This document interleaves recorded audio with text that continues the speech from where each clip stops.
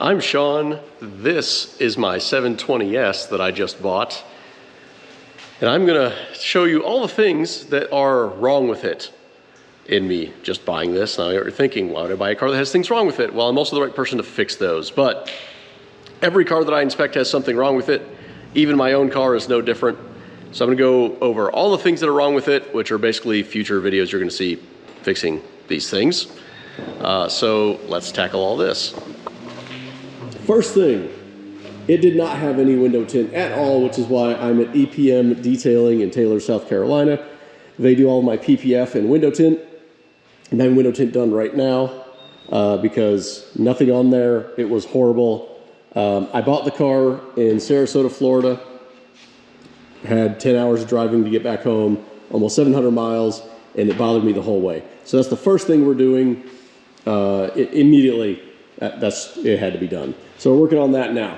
PPF, it does have PPF on the front already, and only the front, but it's not a fantastic quality job. The cut here is kind of and the edges, I believe they tried to use a wax on this, so now the seams are very apparent, especially on the mirrors.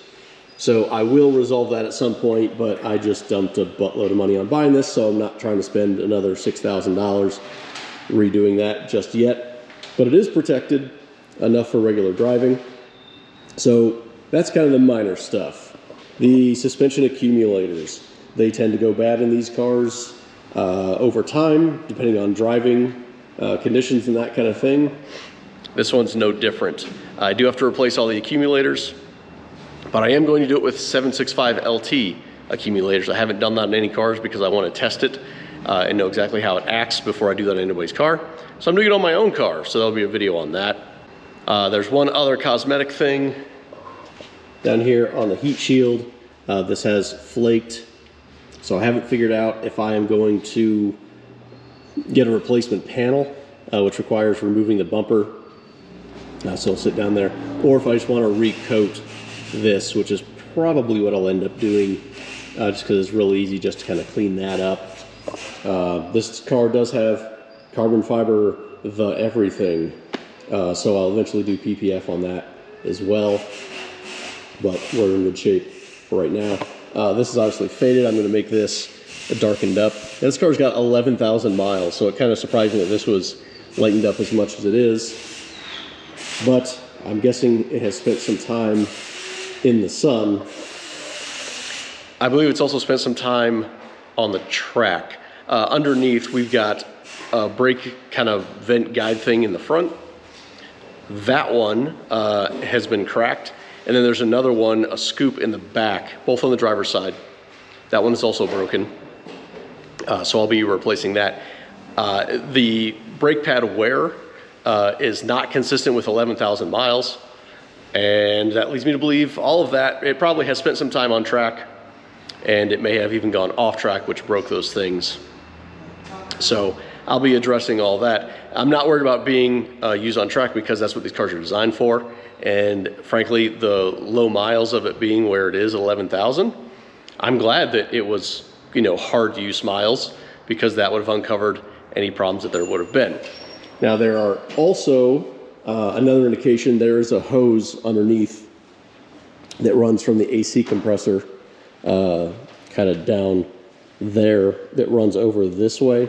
That is also missing. So I'll have to replace that. That attaches over there. I did have one little quirk when I was driving it back. The GPS randomly lost location.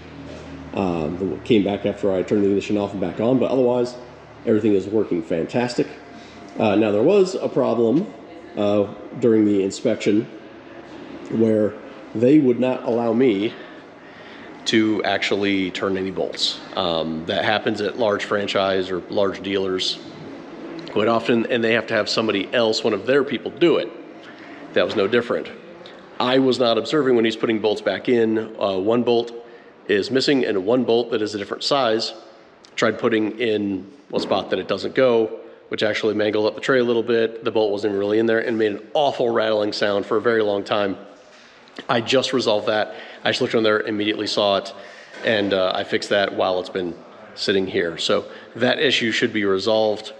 On the inside of the door, which I'm not going to open because they're currently working on this, but on the inside of the door, there was some PPF that was very yellowing. I don't know why it's inside the door. I don't know why it was yellowing, and it was very, very yellow. So we just peeled that off. That's good to go. The turbo inlet pipes. Those things are down here, approximately. Those are known to go bad in these cars. There's a baffle that's inside of those. I've posted videos of those before. Baffle comes loose, flings down, gets very close to the turbine on the turbo. Both of these, I'm going to do an entire video on that and the symptoms of how you know those need to be replaced, but both of those do need to be replaced.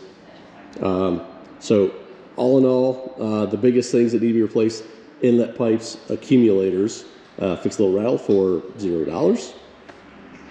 And everything else is pretty solid. The brake guide pieces missing there, not critical to function. You may not even notice that those weren't there unless it just wasn't cooling the brakes properly. But in your casual driving, you may not even notice that those things are happening. So that's all we've got on this car of what's wrong with it. Otherwise, it's in fantastic shape. I might do a few other things like carbon door sills. I'm obviously going to tune it at some point.